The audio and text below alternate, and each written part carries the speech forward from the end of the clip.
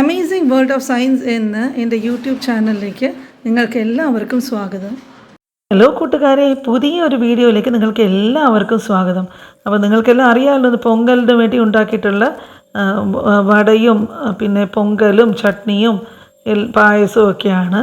പിന്നെ ഇത് ഞാൻ വന്നിട്ട് ഇവിടെ അടുത്ത് നടക്കാൻ പോകുമെന്ന് പറഞ്ഞിട്ടില്ലേ, അപ്പം നടക്കാൻ പോകുന്ന വഴിക്ക് നമ്മുടെ വീട്ടിലത്തെ ഒരു പൂച്ചക്കുട്ടൻ അടുത്ത് ഒരു സ്ഥലത്ത് ഈ കാട് പോലെ ഇരിക്കും ചെടികളൊക്കെ, അതിൻ്റെ ഇടയിൽ കയറി ഇരുന്നിട്ട് ഒരു പൂച്ച കരയുന്ന ശബ്ദം കേട്ടിട്ട് ഞാൻ നോക്കിയപ്പോഴേക്കും വിളിച്ചപ്പോഴാണ് നമ്മുടെ പൂച്ചക്കുട്ടനാണെന്ന് മനസ്സിലായത്.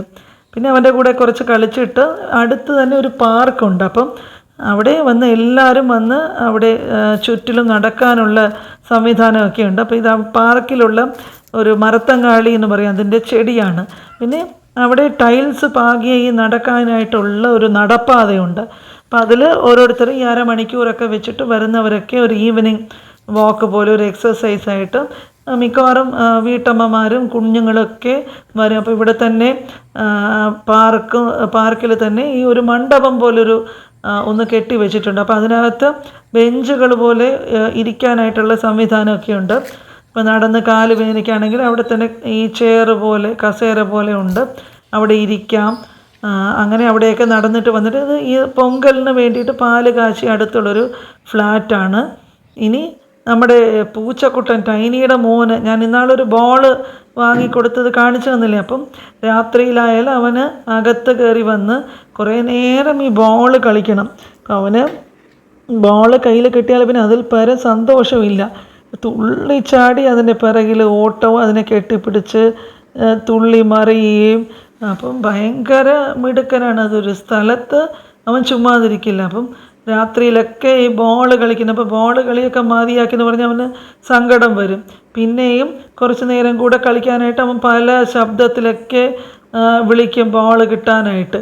അത് തരുന്നില്ല, കണ്ടോ കയ്യിൽ ഇങ്ങനെ പിടിച്ച് വെച്ചിരിക്കുന്നത്. മതിയാക്കാൻ പറഞ്ഞ് ബോൾ തിരിച്ച് ചോദിച്ചാൽ അവൻ ബോൾ തരാതെ ബോളിനെ ചവിട്ടി പിടിക്കുകയും കയ്യിൽ ചേർത്ത് പിടിക്കുകയും അത് കഴിഞ്ഞ് വാങ്ങി വയ്ക്കാൻ കുറച്ച് പ്രയാസമാണ്. അപ്പോൾ നമുക്ക് ഉറങ്ങാൻ സമയമാണെങ്കിൽ അത് വാങ്ങി വെച്ചിട്ട് പുറത്തോട്ട് വിടും. ഇത് വീട്ടിന് പുറത്ത് സ്ഥിരമായിട്ട് ഇപ്പം നമ്മുടെ അതിഥികൾ കുറേ ആടുകൾ ഇങ്ങനെ വരും.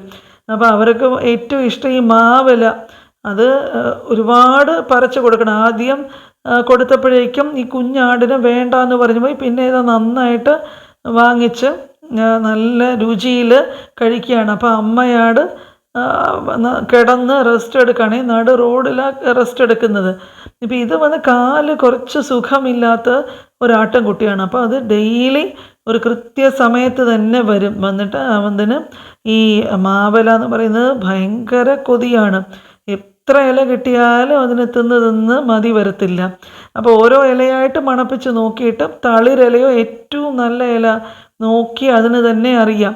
അപ്പോൾ അത് എന്നും വരാറുണ്ട്. എന്നും വന്ന് മാവില കഴിച്ചിട്ട് അത് നല്ലോണം രുചിച്ചിങ്ങനെ കഴിച്ച് രാവിലെ ഒരു തവണ വന്നു കഴിഞ്ഞാൽ പിന്നെ അടുത്ത ട്രിപ്പ് വൈകുന്നേരം ഒരു 5 മണിക്ക് പിന്നെയും വരും.